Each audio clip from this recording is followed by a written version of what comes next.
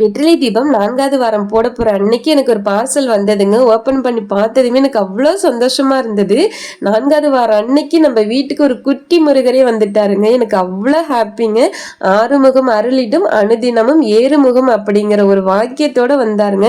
அவ்வளோ சந்தோஷமா இருந்தது. கூடவே நான் எங்க பாப்பாவோட போட்டோவுமே கஸ்டமைஸ் பண்ணி வாங்கியிருந்தேங்க. அவளோட பர்த் டேட்டு, டைம், ஹாஸ்பிட்டல், எங்களோட நேமு, தம்பியோட நேம்லாம் போட்டு நான் அந்த மாதிரி கஸ்டமைஸ் பண்ணி கேட்டிருந்தேன். யார் இந்த மாதிரிலாம் பண்ணி கொடுத்தான்னு கேட்குறீங்க. ஜிபி கேலரி அப்படிங்கிற இன்ஸ்டா பேஜ்ல இருந்தாங்க நான் எல்லாமே வந்துட்டு கஸ்டமைஸ் பண்ணி கேட்டிருந்தேன். உங்களுக்கு இந்த மாதிரி போட்டோஸ்லாம் வேணும் அப்படின்னு நினச்சிங்கனாக்கா அவங்களுடைய வாட்ஸ்அப் நம்பர் கீழே கொடுக்குறேன், கான்டாக்ட் பண்ணுங்க.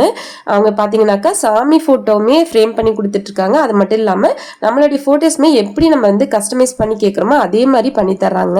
ஸோ முருகர் வீட்டுக்கு வந்ததுமே வெற்றிலை தீபம் போட ஸ்டார்ட் பண்ணிட்டேங்க. அவருக்கு அழகா பட்டை போட்டுலாம் வச்சுட்டு முருகரையும் நம்ம வீட்டுக்கு வந்திருக்கிறாரு இல்லையா, ஸோ அதனால ஸ்பெஷலாக ரவை பாயசமும் செஞ்சு சாமி கும்பிட்டேங்க. மனசுக்கு அவ்வளோ திருப்தியா இருந்தது. நம்ம குட்டீஸுங்க சாமி கும்பிடும் போது பாத்தீங்கன்னா அவங்க பண்ற அலப்பறைக்கு அளவே இல்லைங்க. அவ்வளோ காமெடித்தனம் பண்ணிட்டு இருக்கிறாங்க. எனக்கு அந்த அன்னைக்கு மனசுக்கு அவ்வளோ நிறைவா இருந்துச்சுங்க. வெற்றிலை தீபம் போட ஆரம்பிச்சதுலேருந்து எனக்கு ஒவ்வொன்றும் ஒவ்வொரு டைம்ல வந்துட்டு ஏதோ ஒன்று நடந்துட்டு தாங்க இருக்குது. ஸோ எல்லாமே ஒரு பாசிட்டிவா இருக்குதுங்க. ஸோ கடவுளுக்கு நன்றி சொல்றேன். உங்களுக்கு இந்த போட்டோஸ்லாம் வேணும் அப்படின்னாக்கா மறக்காம ஜிபி கேலரியை கான்டாக்ட் பண்ணுங்க.